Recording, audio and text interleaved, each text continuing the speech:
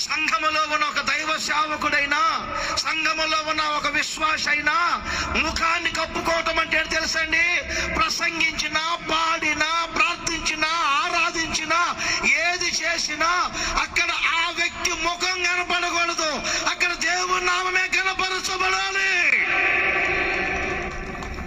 ఈ రోజున మనుషుల ముఖాలు కనపడుతున్నాయి. ప్రసంగించే వారి యొక్క ఏమండి ఇమేజ్ ఉంటేనే జనం వస్తారు. ప్రసంగికుడు ముఖాన్ని చూస్తున్నారు కానీ ఆ ప్రసంగికుల్లో నుంచి వచ్చే దేవుని శక్తి ఏమిటో, దేవుని వాక్యం ఏమిటో అర్థం కావట్లేదు. ప్రార్థనా మందిరానికి వెళ్ళింది మీ ముఖాలు చూపించుకోవడానికి కాదు, మీ ముఖములు 2 రెక్కలతో కప్పబడాలి.